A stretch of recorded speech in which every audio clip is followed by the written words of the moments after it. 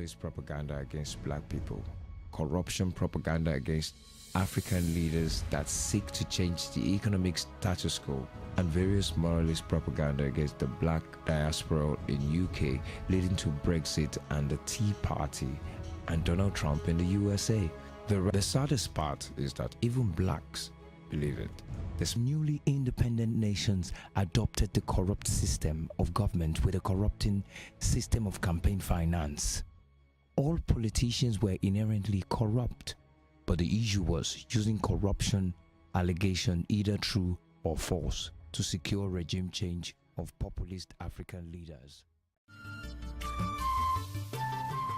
inspiring a global corruption propaganda, which they used to overthrow philosopher kings that fought for liberations with the help of their zombified colonial soldiers, trained and indoctrinated by them.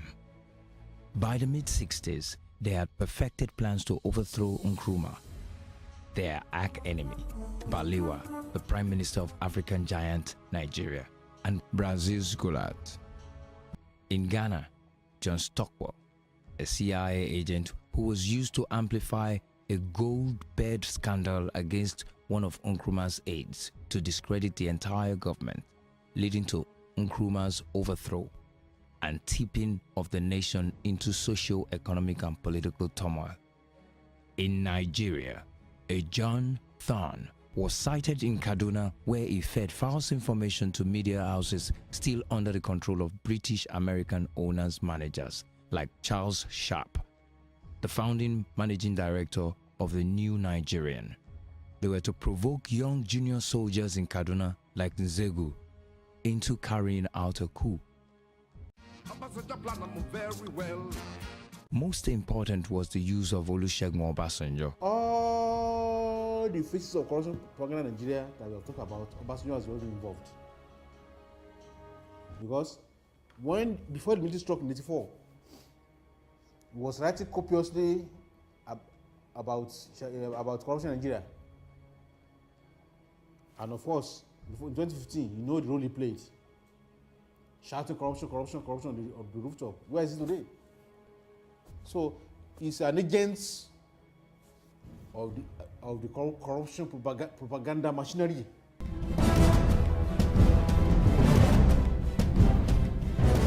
Obasanjo and the Northern coupists have held power ever since. We have had CIA reports that showed that the coup against Nkrumah was sponsored from outside. The information was manipulated. Same in Nigeria. The soldiers that took power in Ghana, Uganda, Nigeria, Brazil, and many others were to destroy their economies. And within the next decade, they were bankrupt and on IMF debilitating structural adjustment condition. Shagari, who also pursued industrialization. However, General Obasanjo, that handed over power to him less than 4 years earlier, inspired a corruption campaign through public letters written accusing the government of corruption and incompetence. The Shagari civilian government was overthrown, citing corruption and ethnic unrest, and in its place came General Muhammadu Buhari, one of the highest-ranking Fulanis in the 1966 counter-coup, who himself had been accused of corruption as an oil minister in the Obasanjo's government. Buhari was to stop the main infrastructural projects like Ajakuta Steel Complex and chase out the Russians in what essentially was doing the bidding of the West in the Cold War. Also, Buhari was to destabilize the foreign exchange markets for a decade with his forex control and import licensing politics. Buhari was overthrown by Babangida, another of the 1966 coupists. Nigeria's President Goodluck Jonathan, Kenya's President Uhuru Kenyatta, Ghana's President Mahama, South Africa's President Jacob Zuma, and others fell into the category for regime change. Also, Brazil's President Dilma Rousseff Shortly after meeting between Susan Rice, U.S. security advisor, and the northern governors, the Chibok girls' kidnapping occurred under suspicious circumstances, while the governors decamped from the ruling party to form a new party called APC. Teleguided by David Axelrod and the Western powers, for the first time ever, the U.S. president directly addressed the Nigerian electorate. Hello. Today I want to speak directly to you, the people of Nigeria. By casting your ballot, you can help secure your nation's progress. Insinuating they should vote out President Goodluck. Once again, General Obasanjo, the Western imperialists' #1 point man in Africa, was behind a corruption propaganda against the presidents of Nigeria and Ghana. General Obasanjo launched the attack by writing his infamous letters known to bring down all governments since the 80s.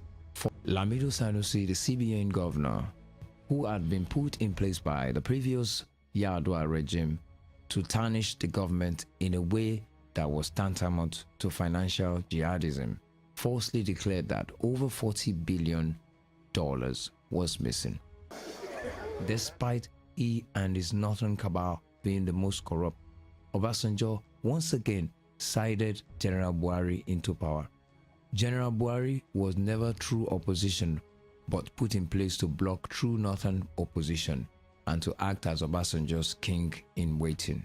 Knowing the imperialist agenda was to stop Chinese infrastructural development and destroy Nigeria's economy with foreign exchange controls, Obasanjo wrote his book, released before the election, that Buhari was a stern political leader but a poor economic manager.